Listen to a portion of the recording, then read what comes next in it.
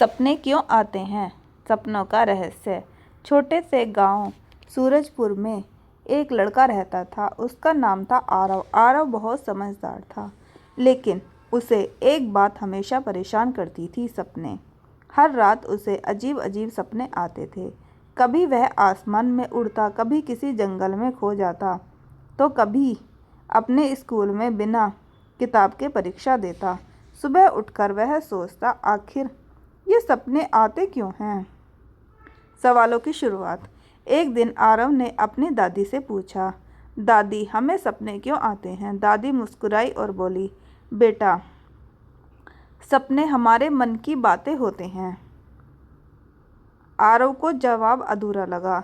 फिर उसने अपने दोस्त रोहन से पूछा।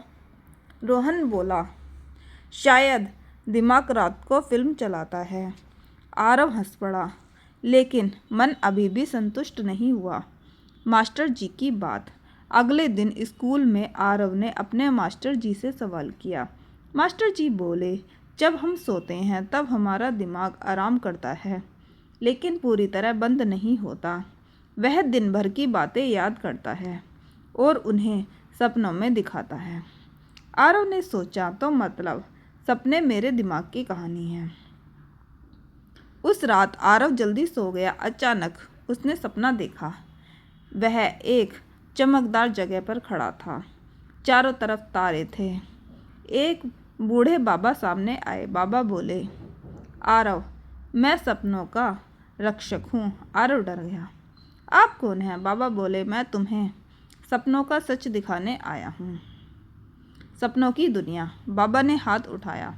तुरंत 4 दरवाजे बन गए। पहला दरवाजा यादों का। बाबा बोले, यह तुम्हारी यादों का दरवाजा है। दरवाजा खुला। आरव ने देखा, वह अपनी माँ के साथ खेल रहा है, स्कूल में इनाम ले रहा है, दोस्तों के साथ हंस रहा है। बाबा बोले, दिन भर की यादें रात को सपने बनती हैं। दूसरा दरवाजा डर का।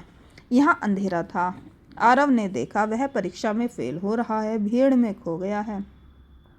वह डर गया। बाबा बोले, जब तुम किसी बात से डरते हो, वह सपना बन जाती है।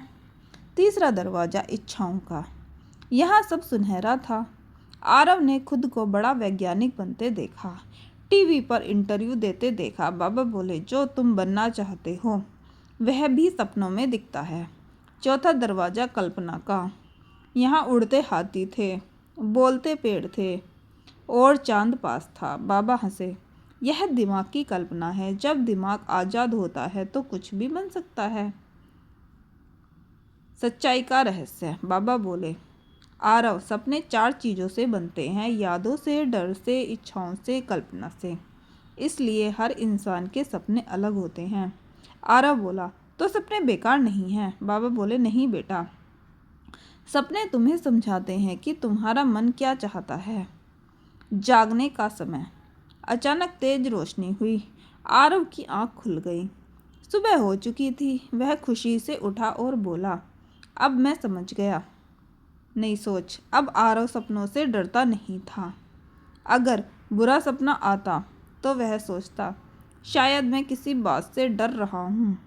अगर अच्छा सपना आता तो वह खुश होता। वह मेहनत करने लगा, क्योंकि उसने समझ लिया था, जो सपना देखता है वही आगे बढ़ता है। सबको बताया सच।